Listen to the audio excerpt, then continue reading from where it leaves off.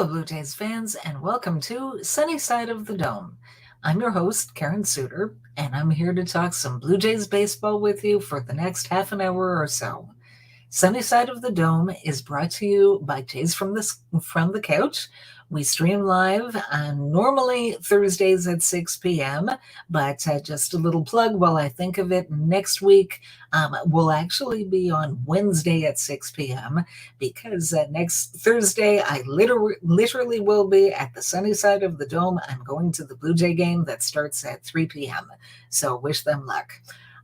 Sunny Side of the Dome, as I said, is brought to you by Jays from the Couch, and you can find us live normally Thursdays at 6 p.m. on Jays from the Couch's YouTube channel, as well as Facebook page or Twitter page. We stream live, and if you happen to be following along live and you think of a question or a comment, please do send it in. I love that interaction. I think it makes the show just that much better. And if you don't catch the live version, no problem. When you're ready for us, we're ready for you. So you can always catch the archived recording on any one of those medium, so Facebook, Twitter, or the YouTube channel. And if you like the content here at Sunny Side of the Dome, there's lots more where that came from. So there's Jays from the Couch's main podcast, which is Mondays at 6 p.m., and that's hosted by Sean Doyle, our fearless leader, founder of Jays from the Couch, as senior editor.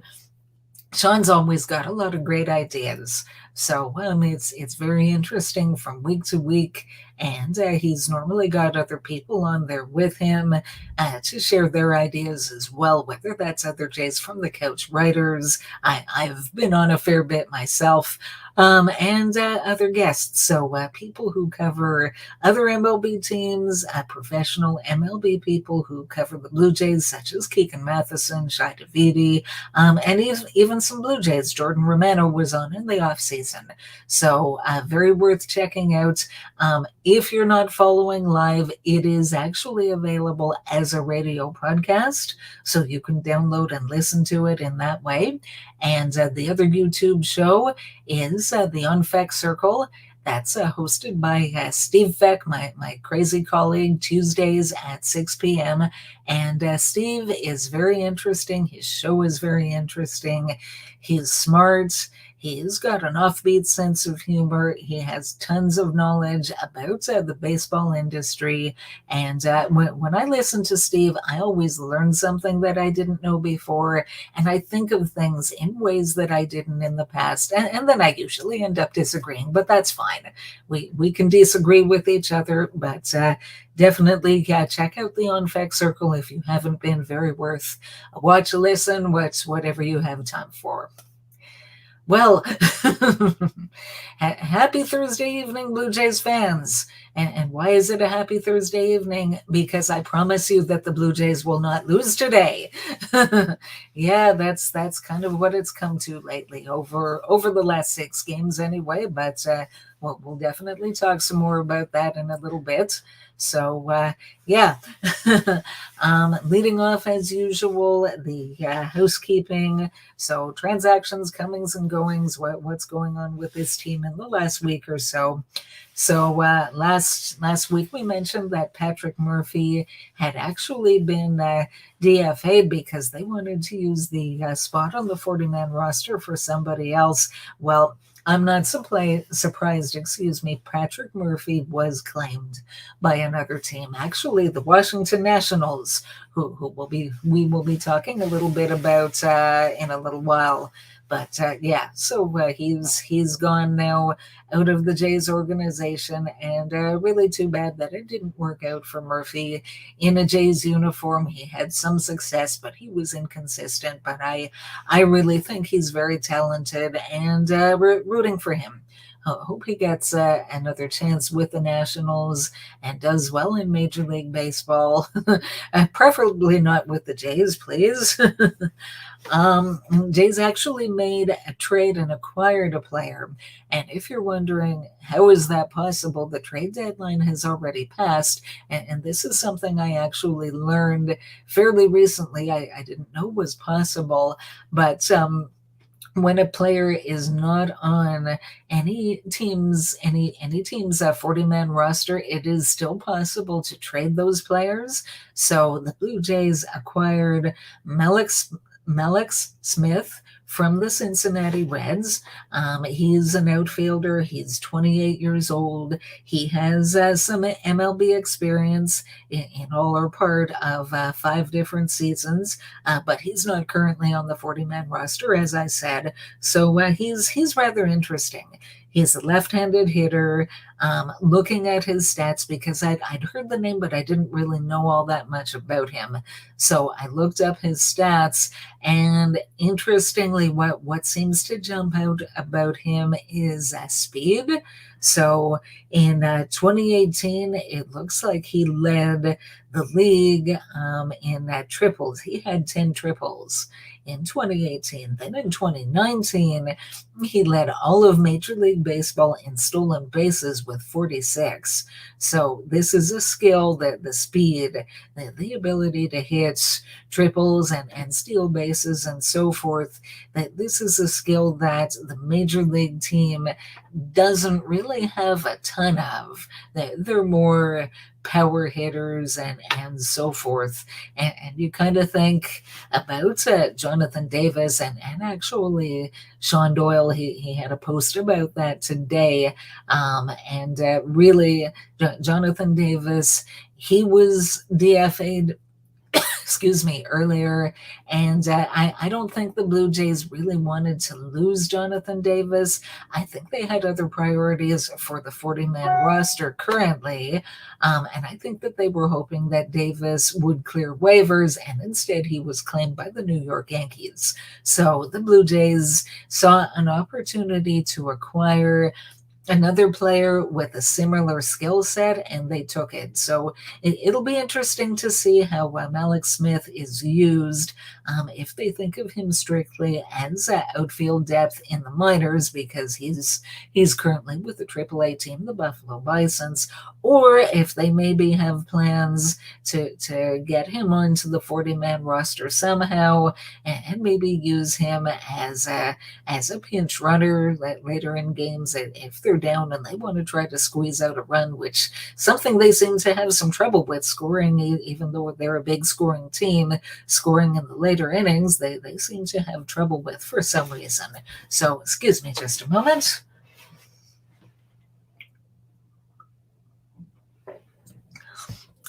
Anyway, riddle for you. What took longer, a Rafael Dolis pitch delivery or a front office decision to release him? Hi, Steve. That's a good one, yes. As I said, Steve is very witty and always worth a listen to. Yes, Dolis, I was going to get to that. You beat me to the punch. That's fine. Yeah. I mean, he was finally DFA'd. And I'm sorry, I don't mean to be a jerk about it, but I really think it was time.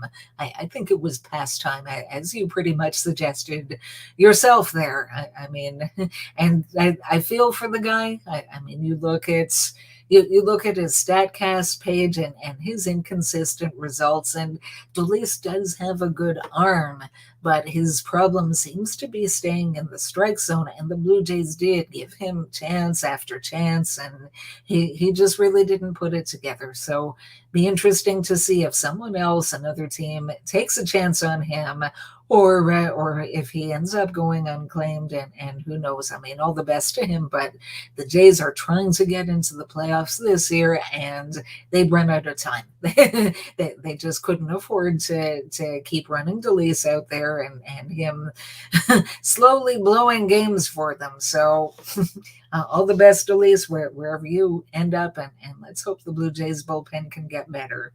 All right, other transactions. Some players actually sent on our rehab assignments. So Kevin Biggio and Carl Edwards Jr., someone else I'd almost forgotten that was with the Jays, was earlier in the season, and then he's actually been on the IL for a while. So they were both assigned to AAA Buffalo. Biggio, I really like him. He's a favorite player of mine. Now he's played in 7 games with the Buffalo Bisons, and he's doing one of the things that Kevin Biggio is very good at. He's had 6 walks in 7 games, so that's good. I mean, his plate discipline is there. His OPS, unfortunately, is only 458. This is a major league player. If he's healthy, he should be dominating AAA pitching, and clearly he's not. So I don't know what's going on. I don't know if the injuries are still bothering him, and that's affecting his results. I mean, it breaks my heart to see him not doing well, because I think that he's a good major league player. I'm not saying he's ever going to make an all-star team, but I like his skill sets for so many different reasons. I mean, even last season, I believe he was 24th in all of the American League in OPS, so that's not too shabby among 15 teams being in the top 25 there. Anyway, fingers crossed that Kevin Biggio can work out whatever's going on with him and come back to the major leagues and be the Kevin Biggio that he's been over the last couple of seasons. So we'll see. Tim Meza, he was sent on a rehab assignment. They said that it might be a quick rehab assignment, and so it was. I think he got into 1 game, and he has since been activated, so he's back with the Blue Jays, gotten into a game, did well, and that's great because the Blue Jays need him. They need all the reliable arms that they can get. So welcome back, Tim Meza. Going the other way, back onto the injured list. George Springer. Yikes. Oh, man. I really hope, I hate to say it. I mean, George Springer, we've seen him over 40 plus games with the Blue Jays, and man, is he ever worth the money that they paid him when he is healthy? That being the key there. I just hope. I mean, we saw him trying to make a play in the outfield last Saturday, didn't make the play, but hurt himself, got injured, and had to leave the game on the play. And at the time, they said it was an ankle sprain. Well, now he's gone on the IL. It took a couple of days, and we were thinking, okay, maybe it's not that severe, because if it was, they would have put him on the IL right away, you would think, and get somebody else up to help. But they did end up putting him on the IL with what was diagnosed as a grade 1 knee sprain, not an ankle sprain. So what the heck is going on? Do you not know your ankle from your knee there? I don't mean Springer. I'm talking about the trainers and whoever it is that diagnoses these things. I don't even know. But anyway, so it's a grade 1 strain, and they're calling him week to week. So, I mean, it's not like he's going to be back immediately after the 10-day IL stint is up, and he's technically eligible to be back. So, what can I say? Fingers crossed that he isn't out for too long, because he really, really helps this team when he is healthy. We had a couple of major league debuts this week, so that's rather interesting. So Otto Lopez, the Blue Jays actually have 4 infielders that before a couple of days ago had yet to make a major league debut, that they were in the minors, different levels of minor leagues and so forth. And to me, they all caught my eye this year in having very good seasons. And I was sort of thinking that maybe one or more of them could have been used as trade bait for immediate help. Didn't happen, at least not yet. But 2 of them were called up. So Otto Lopez is one of them. And Otto Lopez was actually already on the 40-man roster. The Jays added him, I believe, this past offseason prior to the Rule 5 draft. So he's now made his major league debut. He's had 1 at bat. He's struck out, but I mean, he's a raw rookie. So yeah, it'd be interesting to see how long he sticks around and what role they have for him and so forth. And then the other debut that happened was Kevin Smith. Now, Kevin Smith has been playing in AAA. He was a highly touted prospect a couple years ago, and then he kind of underperformed in the minors prior to 2021. This year, he's really turned it around. Has had a great season with the Bisons. I think his OPS is over 900. So yeah, they brought him up, and he's also had one at bat, and he also struck out. But again, a strikeout in your first major league at bat doesn't mean a darn thing. So, and that was interesting when I heard that Smith was in Washington joining the team, and I thought, okay, he's not on the 40 man. Be interesting to see what they do to get him onto the 40 man, and it was actually DeLeese that the Jays finally decided they couldn't. They couldn't watch that show any longer, and so they DFA'd him, and that cleared a spot on the 26 man as well as the 40 man roster. So, some other news. Unfortunately, Alek Manoah has actually gone on the bereavement list. So, he pitched a couple of days ago, and then one day later, he went on the bereavement list. So, first off, sincere condolences to Manoah and his family, whatever the situation is. Myself, I haven't heard the details, and maybe that's the way the family wants it. Maybe they prefer privacy. So if they do, absolutely everybody should respect that. And, all the best to him. I hope he comes back when he's ready.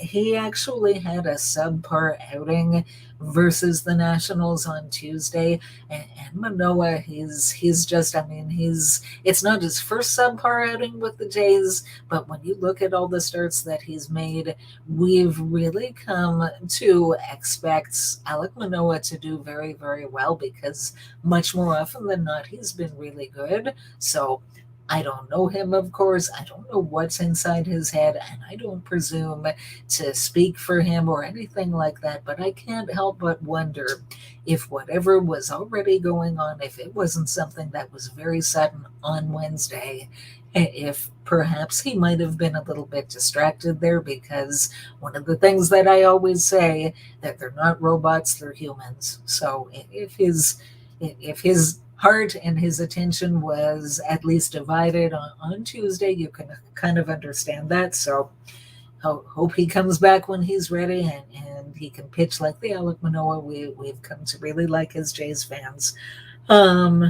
Julian Merryweather, he's also started a rehab assignment. Now, they've sent him actually, instead of to AAA Buffalo, he's with the Dunedin Blue Jays. So it looks like he's a bit further away still. I'm glad that he's well enough to get back to action. I had a look at the box score, and he did pitch a scoreless inning.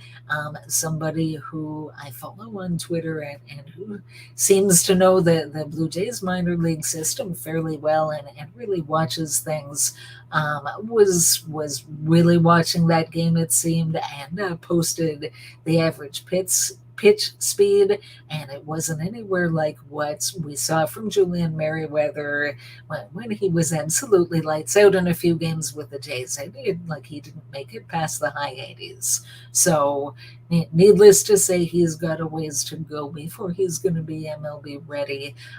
Nate Pearson, no official transaction, but a few days ago, he made an appearance with AAA.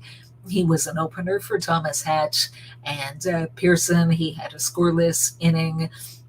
And Hatch, then, he's someone else who's in the mix. He pitched 6 innings. I think he only gave up 1 run. So there's 2, maybe 3 arms that could help the Jays if they're ready, if they're healthy, if they're deemed to be able to get major league hitters out, maybe in the not too distant future. So excuse me just a moment. And speaking of pitchers who have pitched for the Jays in the past, a little bit of news. So I don't know if anyone heard. So Tyler Chatwood, he was released a while back. He was actually picked up by the San Francisco Giants, and they're not messing around.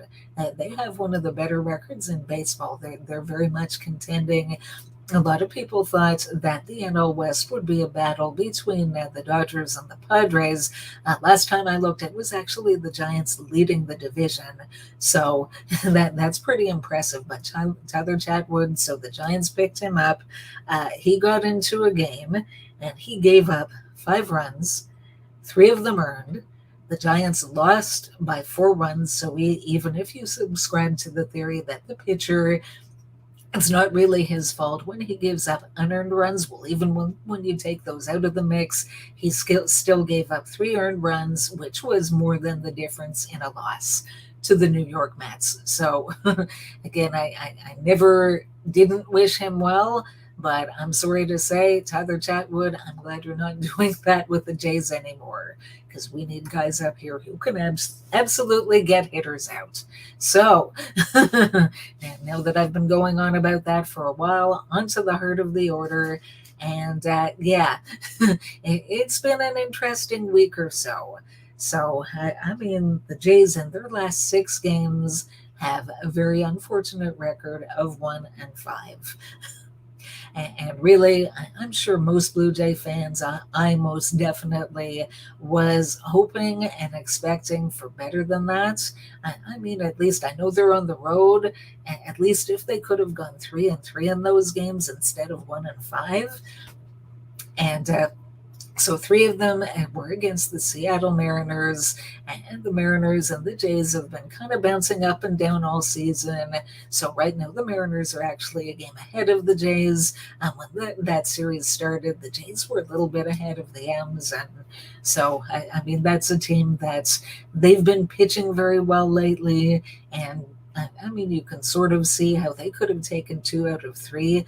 But the Washington Nationals, my goodness, I mean, this is a team that they were absolutely sellers at the deadline. They traded away several good major league players. And prior to seeing the Blue Jays in the Nationals' previous 16 games, they had 2 wins and 14 losses.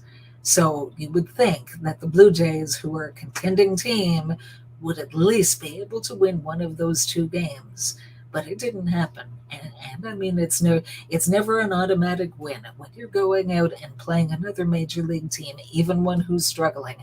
Nobody ever goes 0-162. So at some points they're going to win. But it really is too bad, as I say, that the Jays couldn't manage to at least split those 2 games. I mean, if they had 1, 2 more wins on that road trip, they would look a good bit better. Now, having said that, so where does that leave them right now? So they were idle today. A couple of the teams that they're chasing, either in theory or in practice, the Tampa Bay Rays played and won. Jays are 10.5 games out of first place in the AL East. I really don't think they're winning the division this year. I've been saying that for a while, even when they were closer. Now they're further back, and I just don't think that this is the year that's going to happen. The wild card is still within striking distance. So the Oakland A's finally won a game against the Chicago White Sox. They had lost a few. So now the Blue Jays are 4.5 games out of the second wild card spot and 5 games behind the all of a sudden red hot New York Yankees. Yikes, when did that happen? The Boston Red Sox, they have fallen back a lot lately. So they were in first place, and they were in the first wild card spot, and they've fallen all the way out of a playoff spot. So I personally, I never did think that they were that good. I think they need at least a couple more years to rebuild. So I'm not surprised to see them fall back like that. But anyway, talking about the Blue Jays. So a lot of people, really like people that I follow on Twitter and so forth, there's a lot of frustration right now. And there are a lot of people that are even saying, that's it. The Blue Jays aren't going to make the playoffs. They had their chance to gain some ground. And that's basically it for this year. They're playing out the string, and they maybe look toward next year. Well, I don't really know most of those people well enough to know whether they're serious or whether that's just their frustration talking. But I don't agree with that one way or another, whether they're serious or whether they're just letting their emotions rule their mouth for a moment there. I mean, do things look good right now? No, they could certainly be better than they are. It's been an unfortunate 6 game stretch. On the other hand, it's still early enough. They have enough games left and they're close enough that they could still pull it out. They have an uphill battle and they really need to start playing better. Now, having said all that, I've been focusing a little bit on some of the unfortunate things prior to those 6 games. What had the Blue Jays done in their previous 17 games? They went 13-4, including a very, very impressive 9-2 homestand once they were finally in Toronto. So in the previous 3 games before Toronto, they were 2-1, and in the first 3 games of the road trip against Anaheim, they were 2-1 there. So it looked like it had started off reasonably well, and then the wheels just kind of fell off for different reasons. The bullpen, Brad handing a win, turning it into a loss against one of his former teams, Washington Nationals. And yeah, I got a little frustrated too yesterday. I mean, it sure was nice to be leading for half an inning there. I said maybe when the Jays head home, they should just leave hand in Washington. But uh, in any case, I mean, it's all is not lost. They were red hot, and then they went through a bit of a cold patch, and I don't think that this is it. But again, they really need to turn it on and get better. So what's going on with them in the remaining games? So they have 43 games left. Of those 43, 25 of them are at home in Toronto. The other 18 are on the road. And who are they playing? Well, they've got 6 games against the Detroit Tigers, 10 against the Baltimore Orioles, and 7 against the Minnesota Twins. At least on paper, in theory, a lot of those games should be winnable games. Their other games are against some tougher teams. So the Oakland Athletics, Chicago White Sox, New York Yankees, Tampa Bay Rays. But on the other hand, if you're going to make a serious run and catch enough of those teams that you're getting into the playoffs themselves, then you know what? Play some good baseball against those other contending teams and win your share of those games. And you will help yourself out very much if you're the Toronto Blue Jays and you can do that. So, sort of running out of time for this evening, which brings me to Through Blue Jay Colored Glasses. So this evening I've got something a little bit different from what I normally do. If you watch my shows often or however often, I started my first show by introducing myself and the way that I like to deal with the Toronto Blue Jays and talk about the Toronto Blue Jays. I very much try to have a positive spin on things when it is realistic to have a positive spin on things. On the other hand, I can't just sit here and say everything's wonderful the way they've played over the last 6 games and not taken advantage of an opportunity to move up in the standings, or I'm not going to have much credibility. So I want to make my thoughts and my feelings known about the Blue Jays, and I've kind of touched on it a little bit earlier. I love this team. I am a diehard fan since 1992, and where a lot of people, as I said, seem to think that their season is already over as far as being able to make a run, I don't believe that. I still believe in you, Toronto Blue Jays, and I think that you can get it done this year. I think that you've got another hot streak in you. I don't know how long, how many wins it's going to be, and if it's going to be enough, but I still believe that you've got a real chance. But Toronto Blue Jays, that this is one of your biggest fans anywhere calling you out. You've got to put it together. I mean, you've gone out, the front office has gone out, they have spent money, they've brought in Ryu for 4 years and George Springer for 6 years. They've traded away some legitimate top prospects in Austin Martin and Simeon Woods Richardson to get Jose Barrios for basically a year and a half, not even quite that. Their intention is to win. Now it's up to you guys. They've done the best job that they possibly can under the circumstances. And yeah, some of the bullpen arms that they've brought in, hoping for the best, haven't really provided the best. But pardon the cliches, this is gut check time.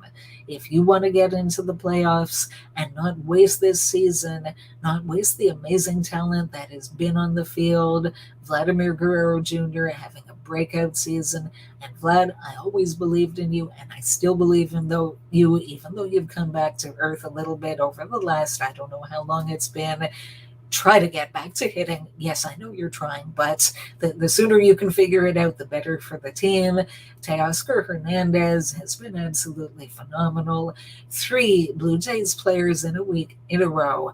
2 by George Springer, and then Teoscar Hernandez, who it feels like he hits a home run every game these days. So yeah, just so many things to like. Robbie Ray, Marcus Semien having fantastic seasons, and who knows if both or even either one of those guys will be back next season. I really hope they both are, but we don't know. I don't want them to waste this chance that they've been given to at least get back to the playoffs and roll the dice and see how far you can go. And then whatever players are still with the team next year and in the next few years, that can be a building block.